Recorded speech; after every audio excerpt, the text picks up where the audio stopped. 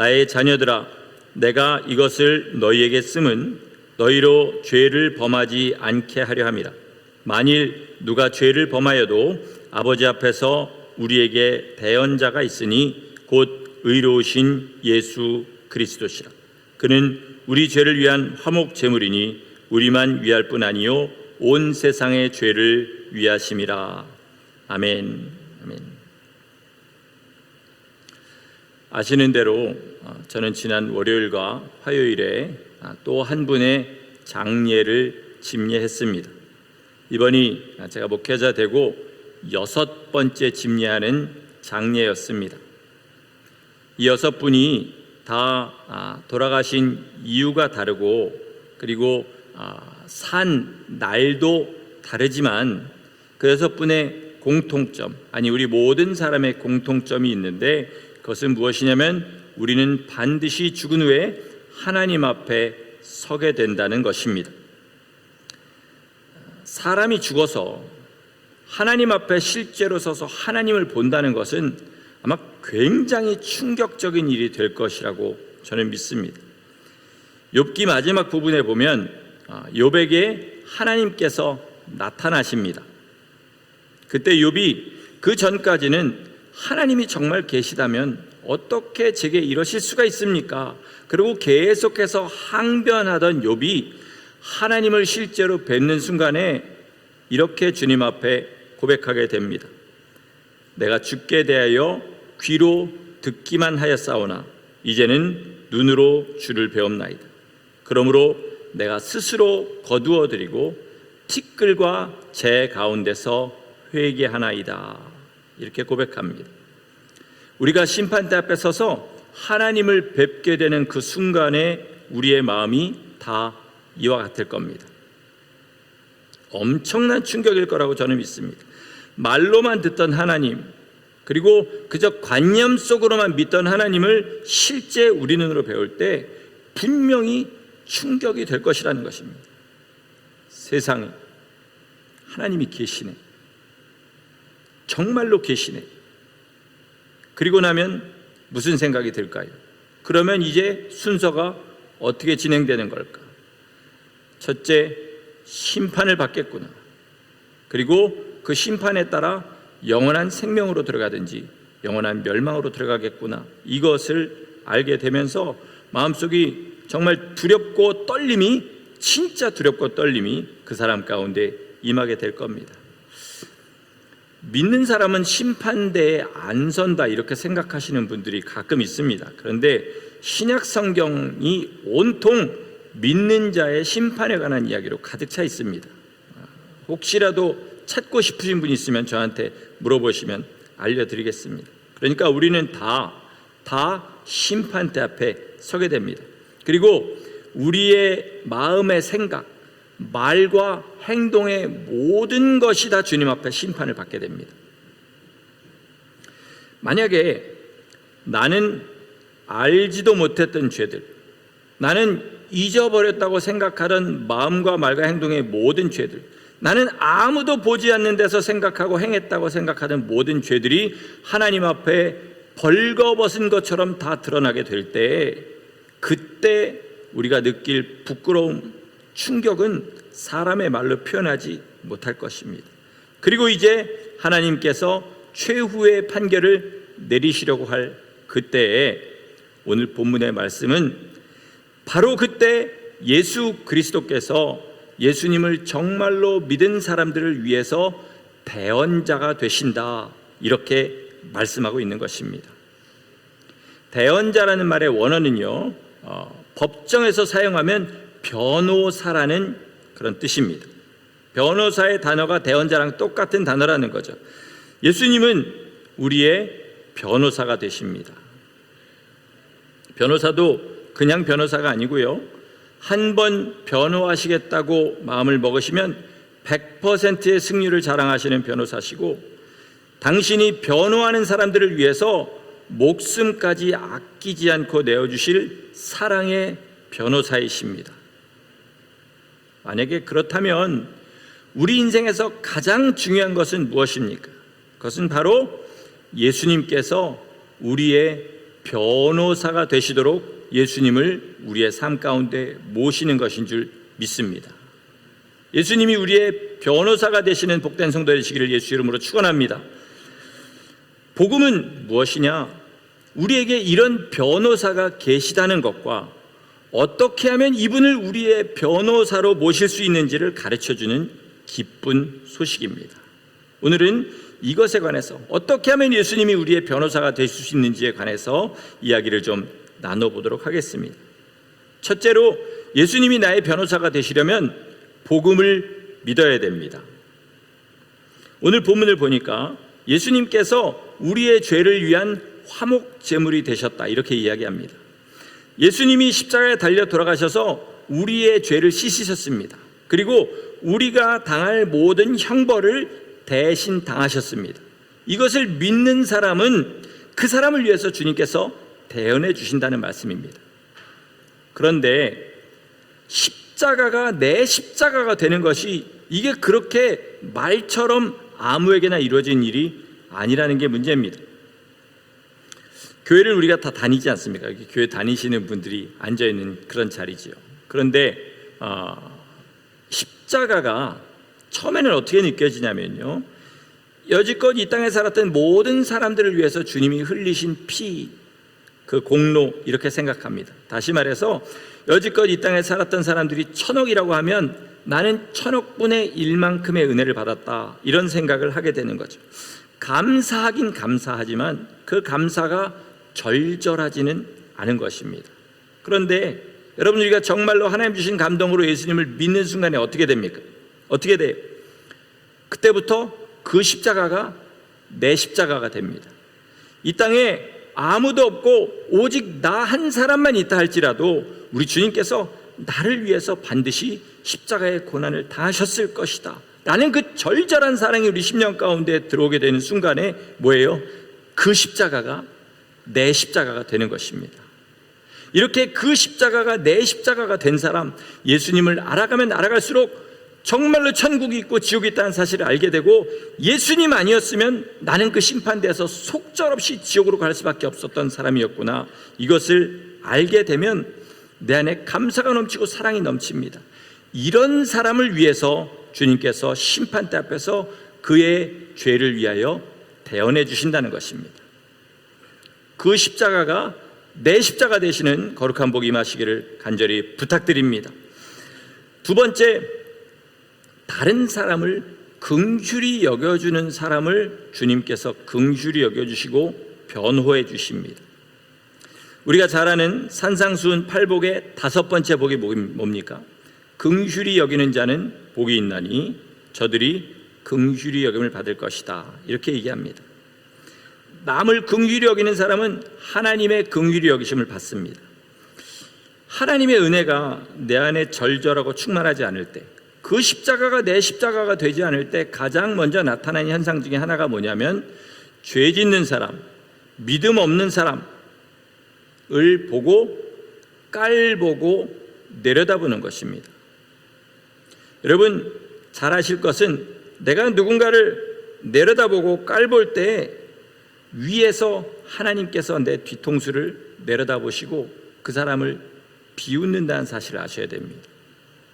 내가 누군가를 긍휼히 여기지 않고 죄인을, 그 죄를 지적하고, 그러니까 정지하게 지적하고 비웃고 그를 비웃으면 하나님께서도 그 사람에게 똑같이 하신다는 것입니다. 하지만 우리가 남의 부족한 것을 보고 남의 죄를 보고 그것을 안타까워하고 긍휼히 여기면서 하나님 앞에 기도하실 그때 하나님께서도 우리를 긍휼히 여기신다. 이게 복음인 것입니다. 다시 말해서 남을 긍휼히 여기는 사람을 주님께서 심판대 앞에서 대언해 주신다는 것입니다.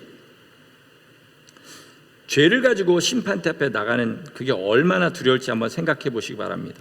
만약에 우리 중에 그럴 사람은 절대로 없겠지만, 내가 살인죄를 지고 법정의 마지막 선고를 받으러 나갈 때 한번 생각해 보시기 바랍니다. 살인도 그저 실수로 한 사람 어떻게 하다 죽은 게 아니라 고의로 여러 사람을 죽인 살인죄를 지고 법정에 서게 됩니다. 그러면 내릴 그 선고가 뻔하지 않습니까? 그런데 그럴 때에 누군가 나를 위해서 변호해 주어서 그리고 내 죄를 대신해서 그걸 갚아주어서 내가 거기서 놓이게 된다고 생각해 보시기 바랍니다. 여러분, 얼마나 감사하겠습니까? 우리가 심판대 앞에 나갈 때 주님께서 우리를 위해 그렇게 해주실 때 우리가 이 땅에서 주님 앞에 감사했던 그 어떤 감사보다 더 큰 감사가 넘치게 될 것입니다. 그러니까 남이 죄를 짓는 것을 보고 긍휼히 여기고 믿음이 없는 것을 보고 불쌍히 여길 때 또 자기에게 잘못하는 사람, 진짜 내게 죄를 짓는 사람을 용서할 때에 그때 주님께서 우리의 변호자가 되신다는 것입니다. 제가 볼 때요, 남을 긍휼히 여기는 마음은 어디서 나오냐면요, 동질감에서 나온다고 믿습니다. 저 사람 짓는 죄를 보니까 나에게도 비슷한 죄가 있어. 나 예전에 예수님 모를 때 저거보다 더 심한 죄 지었어. 그럼에도 불구하고 주님께서 나를 구원해 주셨어. 그걸 보면서 어떻게 합니까? 그 사람이 불쌍하게 보이는 거죠. 안 돼 보이는 거죠. 아유, 어떡하다 저 사람은 저런 죄에 빠졌을까? 그러면서 또 동시에 두려워하는 겁니다. 나도 또 저런 죄에 빠지면 어떻게 할까? 그런데요, 가끔 이렇게 어떤 분들하고 이렇게 대화를 하다 보면요, 놀라울 정도로, 저게 농담이 아닐까 싶을 정도로 자기에 대해서 모르는 것을 보게 됩니다. 자기 죄를 모르고요, 자기가 하나님을 무시하고 산다는 사실을 전혀 모르고요, 그리고 나 이대로 살면 주님께서 나를 비웃으시고 마지막에 나를 버릴 수 있을 정도로 그렇게 교만하다는 사실을 모릅니다. 그런 사람의 가장 큰 특징 중에 하나가 뭐냐면 남을 정죄하는 겁니다. 그냥 욕하는 거예요. 욕하는 겁니다. 하지만 자기 현실을 아는 사람, 여러분, 정말로 천국이 귀하면 귀할수록 두려워집니다. 나 어떻게 하면 천국에 정말 갈 수 있을까? 날마다 주님 앞에 무릎 꿇고 주님 감사합니다. 그러나 내 마음이 자꾸 이렇게 어려워지는데 주님 붙잡아 주세요. 날마다 이러는 사람은 반드시 어떻게 합니까? 다른 사람을 긍휼히 여기는 사람이 됩니다. 그럴 때 하나님은 그 사람을 절대로 비웃거나 무시하지 않으신다는 것입니다. 남의 죄를 맞다고 해주라는 말은 절대로 아닙니다. 죄는 죄입니다. 죄는 죄예요. 그러나 뭐 해주라는 거예요? 안타깝게 여겨주고 대신 기도해 주라는 겁니다. 하나님, 저 사람이 몰라서 저러고 있습니다. 제발 보여주시고 예수님의 은혜를 힘입을 수 있도록 붙잡아 주세요. 간절하게 그를 변호하는 것처럼 그렇게 기도할 때 주님께서도 심판의 자리에서 나를 위해서 그렇게 변호해 주신 줄 믿으시기 바랍니다.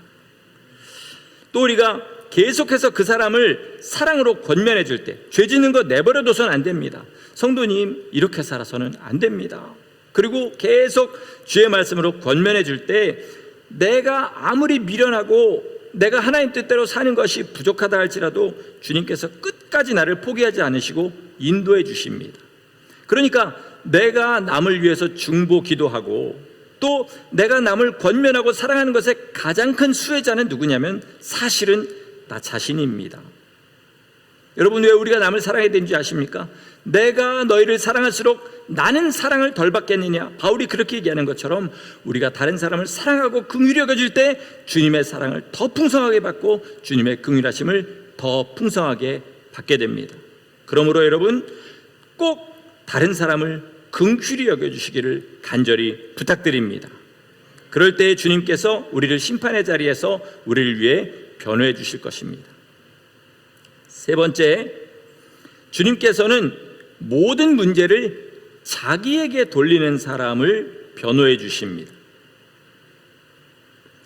야고보서 5장 9절 말씀 우리 띄워주시면 같이 한번 읽어보도록 하겠습니다. 야고보서 5장 9절 시작.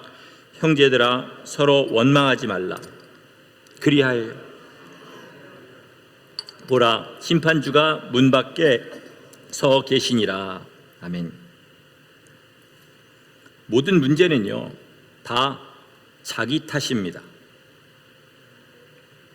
여러분 삶의 모든 문제요, 다 자기 탓입니다. 다른 사람은 전혀 잘못을 안 한다는 그런 말이 아니에요. 그러나 그것을 자기 탓으로 돌릴 때만 회복이 있고 나아질 수 있습니다.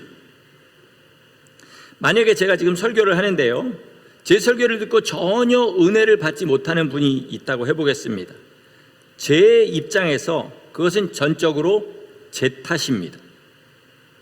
제가 더 하나님의 성령으로 충만하기를 위해 기도하고, 그리고 정말 온 힘을 다해 더 설교를 준비하고, 그리고 성도 한 사람 한 사람의 마음을 헤아려가면서 그렇게 준비했다면 그러지 않을 수도 있었기 때문입니다.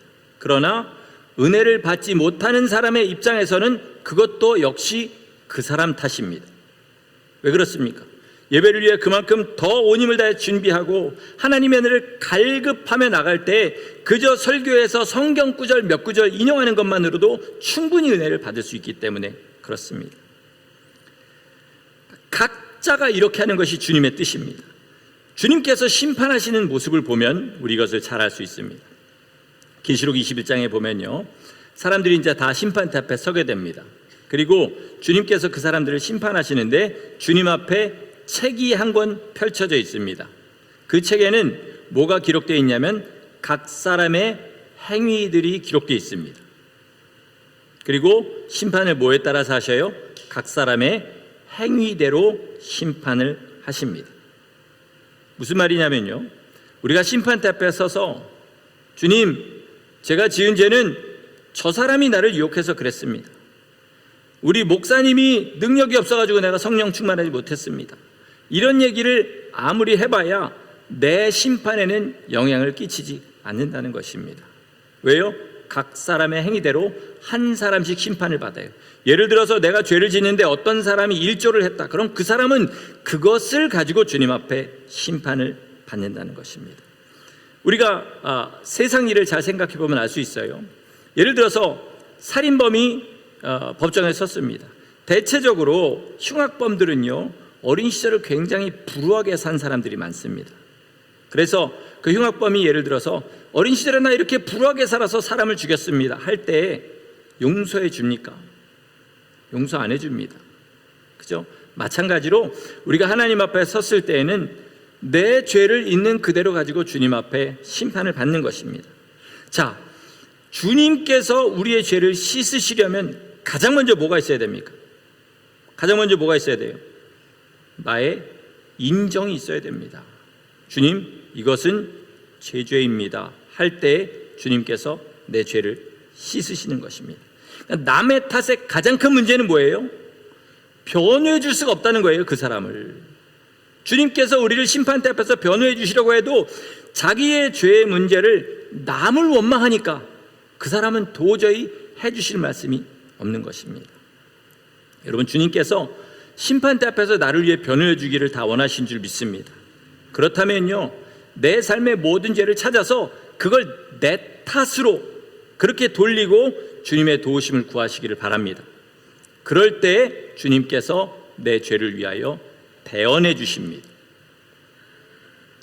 마지막으로 예수님을 정말 자기의 변호자로 삼고 싶다면요, 이 땅에서 예수님의 증인이 되셔야 됩니다. 마태복음 10장 32절 말씀 제가 읽을 테니까 우리 눈으로 한번 따라오 보시기 바랍니다.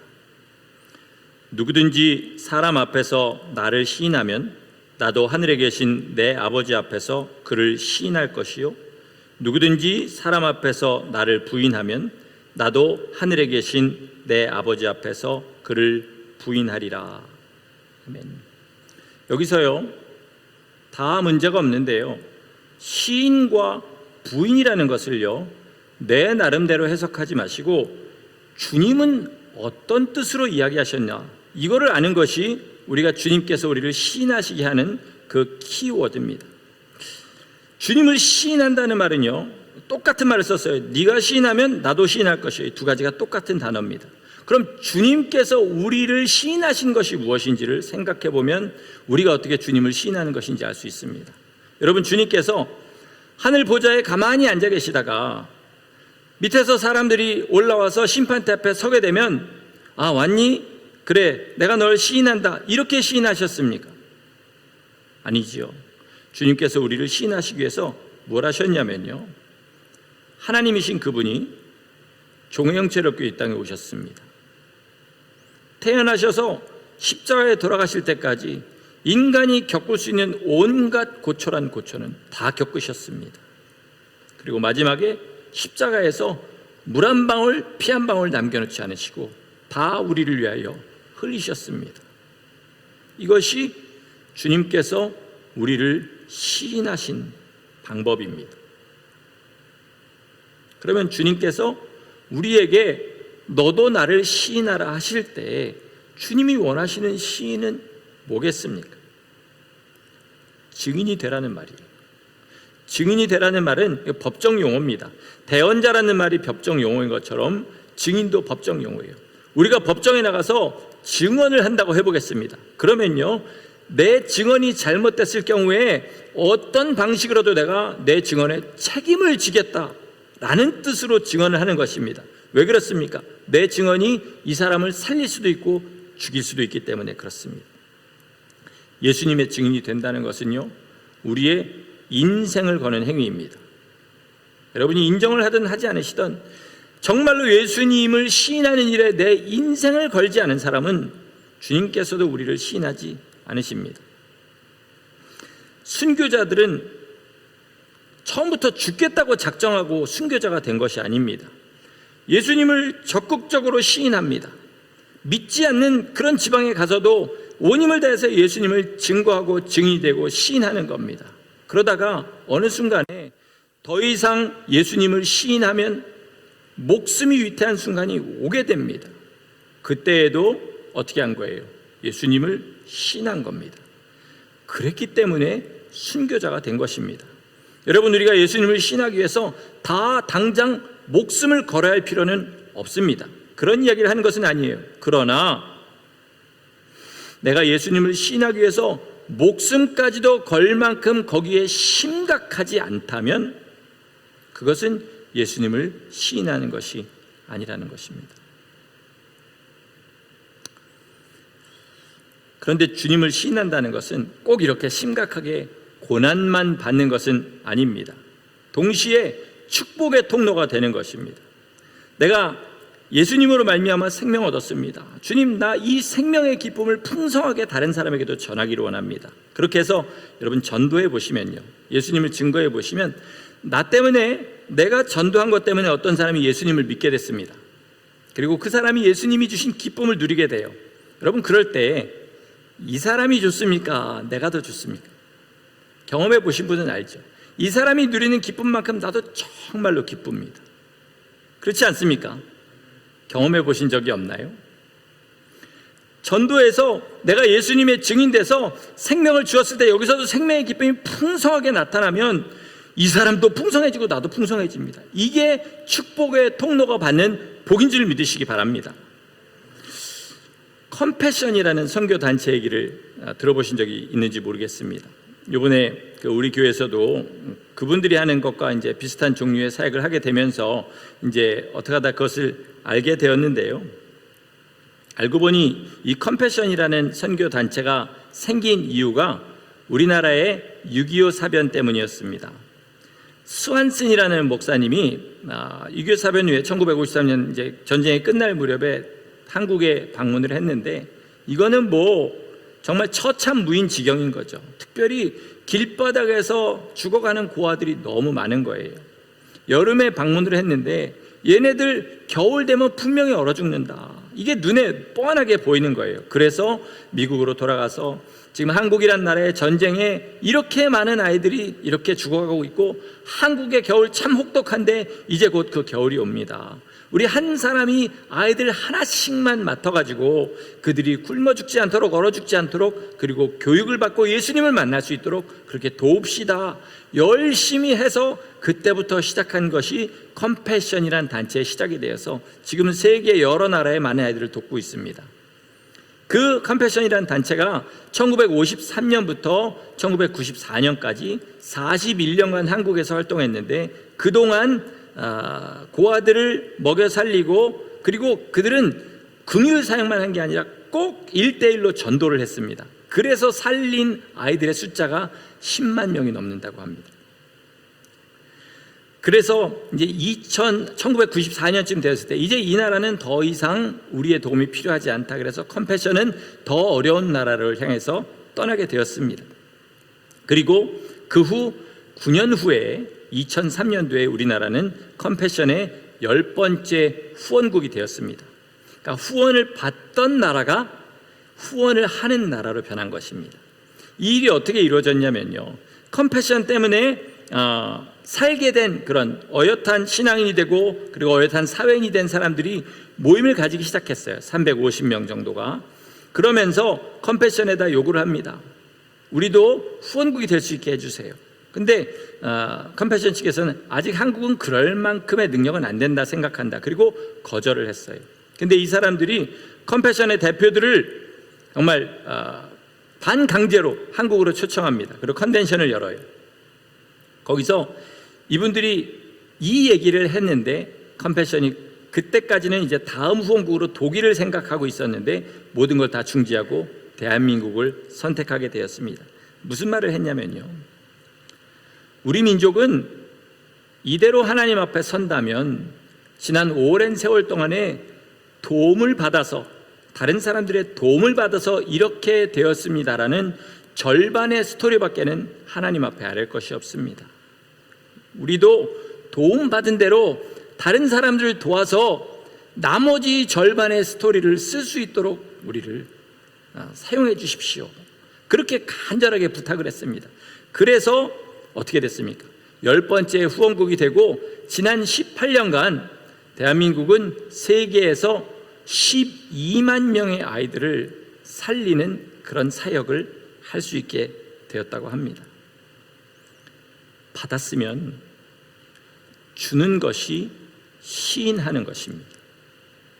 주님께서 내게 이것을 주셨습니다 라고 시인하는 것은 언제 시인이 되냐면 줄 때 시인이 되는 것입니다. 주님께서 내게 이런 귀한 달란트를 주셨습니다. 그럴 때는 그 달란트를 가지고 주님을 섬기고 다른 사람을 섬길 때에 그것이 시인되는 것입니다. 주님께서 나를 위해서 십자가에 달려서 희생하셨습니다 라고 한다면 그것을 언제 시인하게 되냐면 내가 다른 사람의 죄를 짊어질 때 시인하는 것이 되는 것입니다. 이스라엘의 사해 바다는 문자 그대로 죽을 사자의 바다의 자, 영어로도 데드시입니다. 죽은 바다입니다. 여러분, 사해가 왜 죽은 바다인지 아십니까? 많이들 아시죠? 물을 흘러 들어오기만 하고 내보내지는 않기 때문에 죽은 바다가 된 것입니다. 여러분, 죽은 성도가 되지 않으려면 받은 것을 내어주시기 바랍니다. 물질의 복 하나님이 주셨다고 인정하시는 것은 물질을 내어주는 것입니다.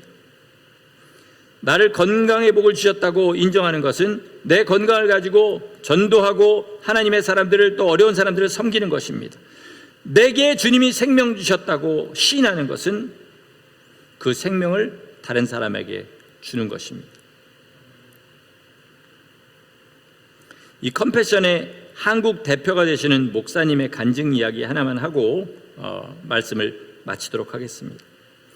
이분이 어느 날 지방의 병원에서 전화 한 통을 받게 됩니다. 몇 년 전에 자기가 골수 기증 캠페인이 한국에 바람이 불 때 그걸 자기 골수를 등록을 해놨답니다. 그런데 지방의 한 병원에서 우리 병원에 여학생 하나가 백혈병으로 죽어가고 있는데 마침 목사님의 골수가 정확하게 일치합니다. 골수를 좀 기증해 줄 수 있겠습니까? 그렇게 연락을 받은 거죠. 그래서 이분은 그냥 골수 기증이라는 것이 헌혈이나 비슷한 거겠거니 하고 가벼운 마음으로 네, 그러겠습니다. 그럼 목사님이 그거 사인했는데 안 갈 수 없지 않습니까? 그래서 갔대요. 근데 여러분, 골수 기증이라는 게 굉장히 어렵답니다. 주사를 날마다 맞아가지고 골수를 이 골반뼈 있는 곳에 모아야 된대요. 그리고 나서 그 골반뼈에다가 아주 얇은 드릴로 구멍을 뚫어가지고, 혹시라도 이야기를 듣고 골수 기증의 마음을 접는 분은 없으시길 바랍니다. 구멍을 뚫어가지고 골수를 뽑아낸대요. 그런데 설상가상으로 의료사고가 나가지고 이 목사님이 출혈을 심하게 하게 된 겁니다. 그래서 죽을 뻔하다 살게 된 거예요.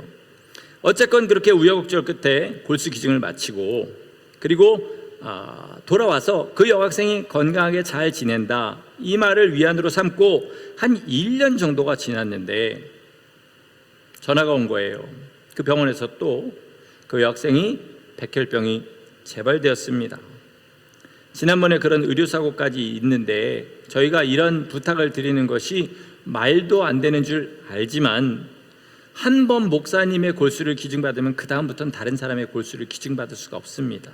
혹시 도와주실 수 있겠습니까? 이러더래요. 그런데 작년에 상한 그 몸이 아직도 회복이 되지 않은 거예요. 그리고 자기 아는 사람이 의사인데 그런 경우에 목사님의 골수를 받고 다시 재발이 되었으면 재발할 확률이, 다시 받는다 할지라도 재발할 확률이 99%가 넘습니다. 고쳐질 확률이 1%도 안 됩니다. 이 얘기를 들은 거예요.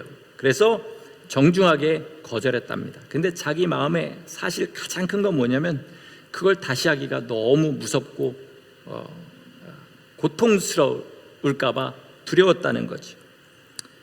그리고 나서 한 달 후에 에콰도르에 아동 사역을 하러 가게 되었습니다.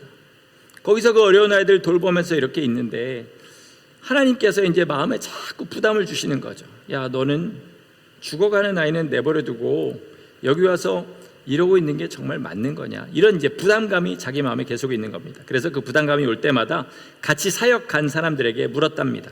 유도 질문을 했다고 해요. 자기 표현으로는. 그러니까 이렇게 질문하면 사람이 대답을 그렇게 할 수밖에 없도록 만든 거죠.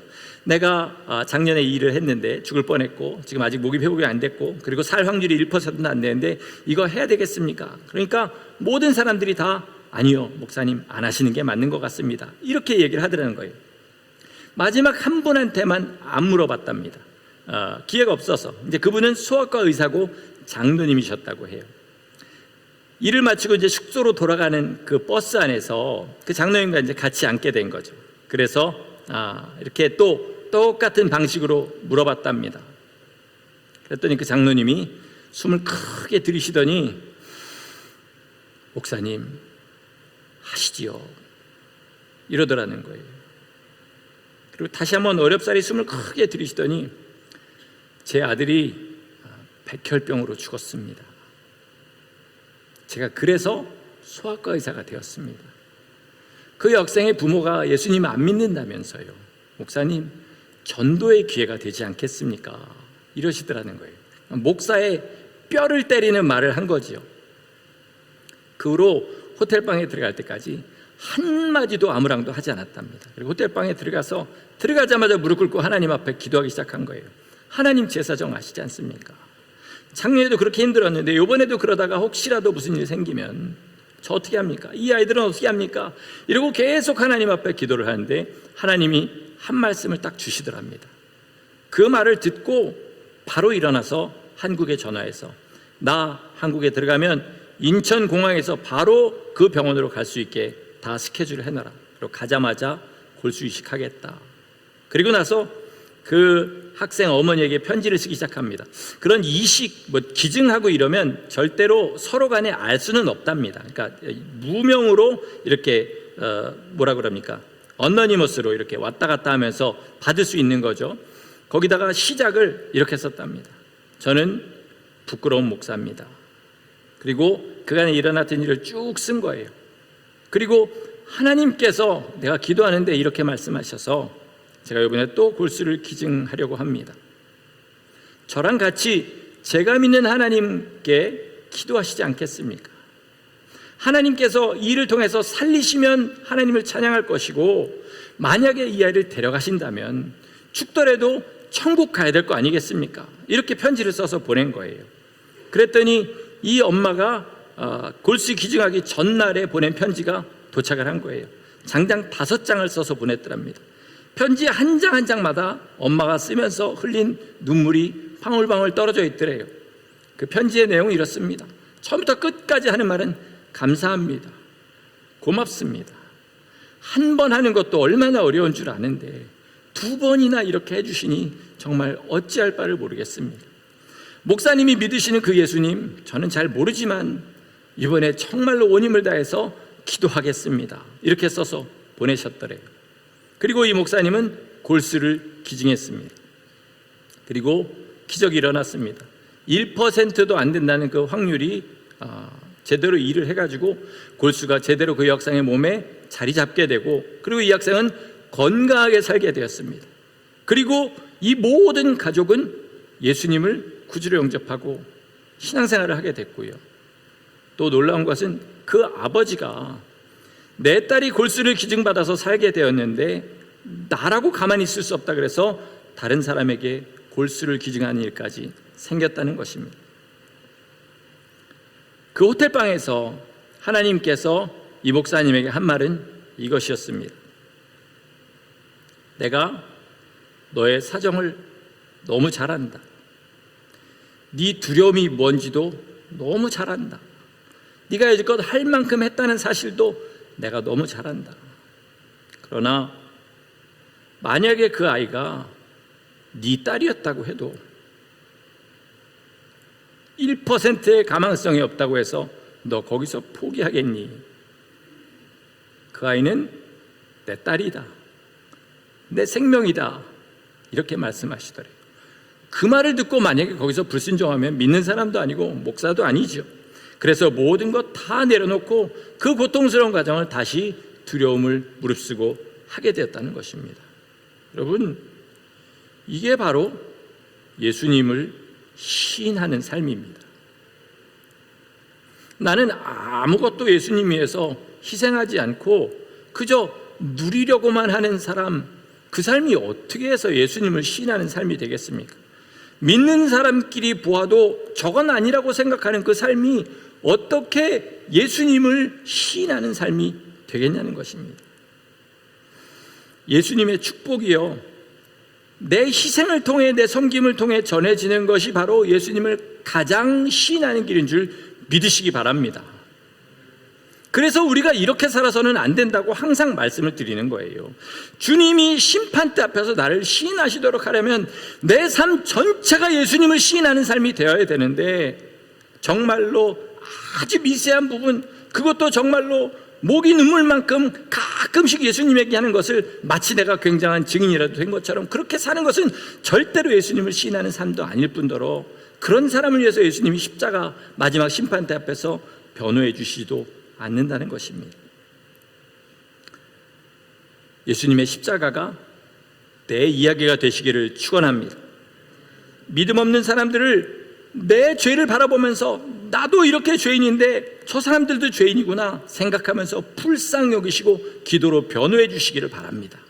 그리고 모든 내 죄를 내 탓으로 돌리고 주님 앞에 그것을 털어내 놓으시길 바랍니다.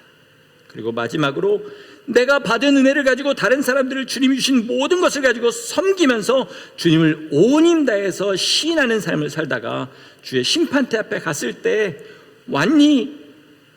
네가 세상에서 나를 시인했으니 나도 너를 위해 말해주겠노라. 그렇게 해서 심판대를 은혜로 통과하시고 영원한 영생의 복락을 누리시는 거룩한 성도들 되시기를 예수 그리스도 이름으로 간절히 축원합니다. 아멘. 기도하시겠습니다.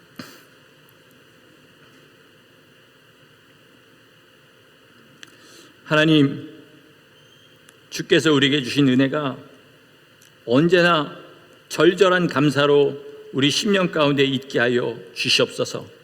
십자가를 대할 때마다 눈물 없이는 대할 수 없는 사람들 되게 하시고, 주님이 받으신 고난을 생각할 때마다 나도 주님의 고난에 참여하려는 그 마음이 불일 듯 일어나는 주의 성도들 되게 하여 주시옵소서. 아버지, 그렇게 내 죄가 나의 탓이 되고 다른 사람의 죄는 불쌍히 여겨지고, 그리고 온 힘을 다해서 그 사람들에게 생명을 내 삶과 함께 줄 때에 그것이 예수님을 시인하는 것이 되어서 주님 앞에 섰을 때에 주께서 반갑게 맞이하시며 나를 위해 변호해 줄 수 있는 그런 성도가 되도록 우리를 축복하여 주시옵소서. 나는 부족하여도 영접하실 터이니 이 믿음의 고백이 우리의 삶에 전부되는 겸손하고 은혜에 충만한 성도가 되도록 우리를 붙들어 주시기를 간절히 소원하고, 우리를 구원하신 예수님의 이름으로 감사하며 기도드렸습니다. 아멘.